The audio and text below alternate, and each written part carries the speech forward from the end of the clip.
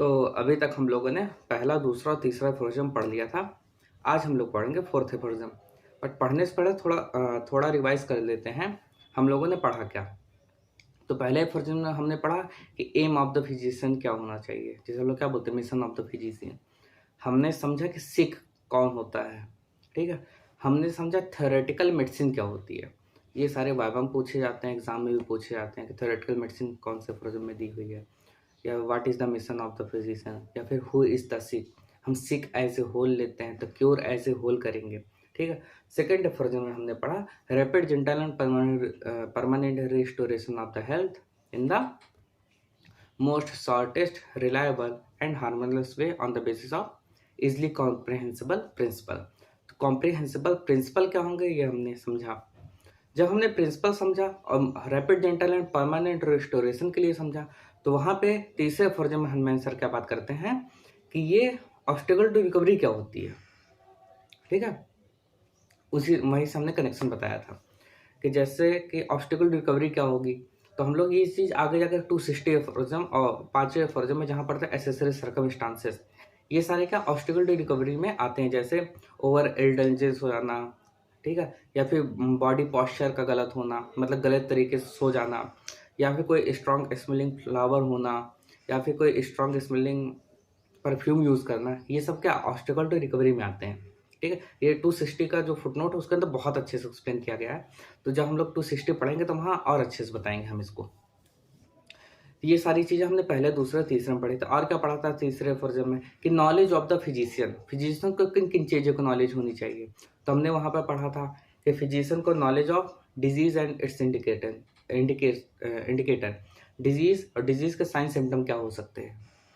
और हमने पढ़ा कि मेडिसिन की नॉलेज होनी चाहिए।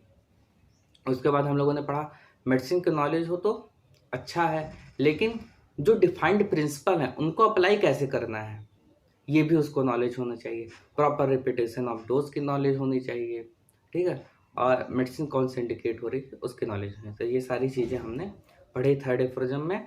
अगर ये सारी क्वालिटी हैं एक फिजिशियन के अंदर, अगर उससे पता है कि हाँ दवा को एग्जैक्ट प्रिपेयर कैसे करते हैं, देन उसके लास्ट लाइन में क्या लिखा था, he is a true practitioner of the healing art, तभी वो हीलिंग आर्ट का ट्रू प्रैक्टिशनर कहलाएगा। हीलिंग आर्ट है क्या, हीलिंग कैसे होती है, तो हीलिंग नेचर नहीं कर सकती, नेदर बाय द फिजिशियन। ये आगे का एफोरिज्म है, ये लाइन हम तुम्हें बताएंगे, ठीक है। हाँ, लेकिन नेचर ठीक नहीं कर सकती, बस नेचर के लॉ जो होते हैं उन्हीं के बेसिस पे क्योर होगा, ये बात भी कंफर्म है। अब पढ़ते हैं हम लोग चौथा एफोरिज्म। देखो चौथे एफोरिज्म में क्या लिखा है, he is likewise a preserver of health. Preserver मतलब होता है जो सेव करे, बचाए, हेल्थ को बचाने वाला। ही इज लाइक वाइज, वो लाइक वाइज होगा, किसके जैसा लाइक वाइज, तो अभी हम बताते हैं आगे।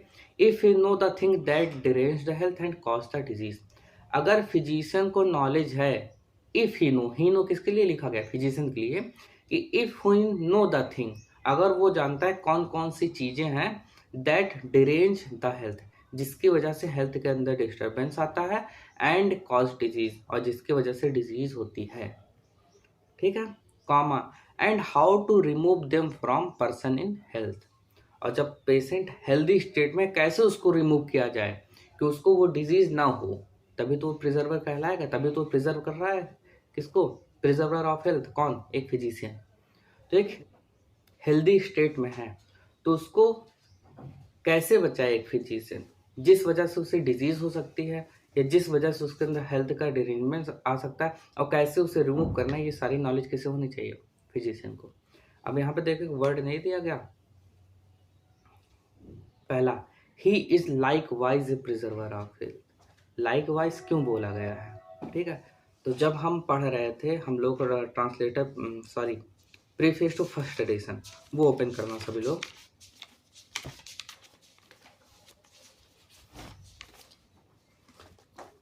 प्रीफेस टू फर्स्ट एडिशन, तो वहां पे देखो जो आखिर पैराग्राफ नहीं लिखा था, सुनाते हैं, देखना। The physician who enter on his work in this spirit become directly assimilated to the divine creator of the world. अगर फिजिशियन क्या है, who enter on his work, जो इस काम में आ चुका है। कौन से काम में? अगर वो आलसी नहीं है, वो आरामदेह नहीं, आराम तलबी नहीं करता, जो चाहता है कि सच को समझना, अगर वो इस प्रोफेशन में आ चुका है तो क्या in this spirit become directly assimilated to the divine creator of the health.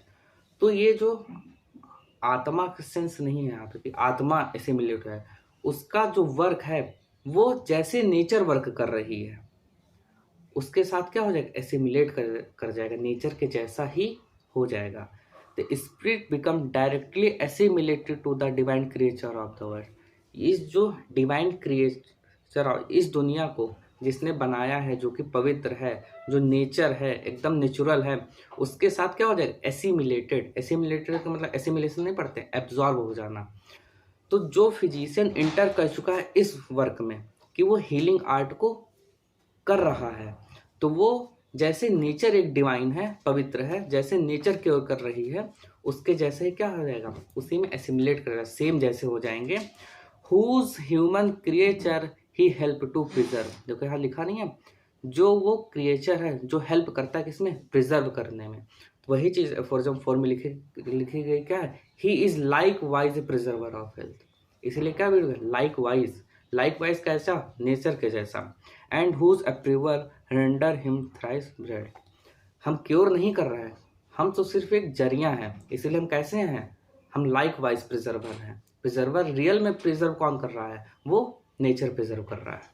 तो फॉर एग्जाम्पल इसी के बारे में है कि उसे नॉलेज होनी चाहिए कैसे उसे रिमूव करना है, कैसे क्या करना है। तो हम किन किन लेवल पर प्रिजर्वेशन कर सकते हैं, तो वो हम लोग SPM में बुक में पढ़ते हैं, प्रैक्टिस मेडिसिन में।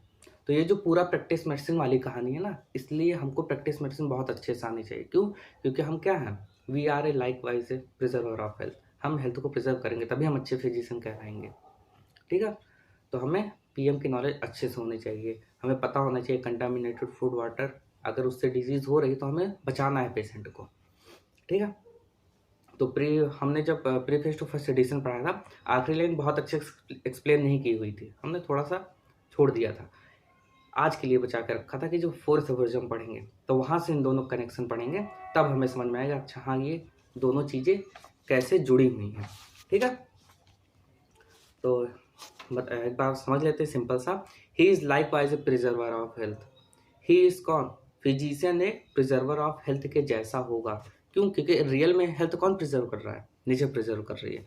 तो वही लाइन देखो लिखा नहीं था लास्ट में, द फिजिशियन, उसमें फर्स्ट एडिशन के प्रीफेस में, physician who enter on his work in this spirit become directly assimilated to the divine creator of the world whose human creature he help to preserve.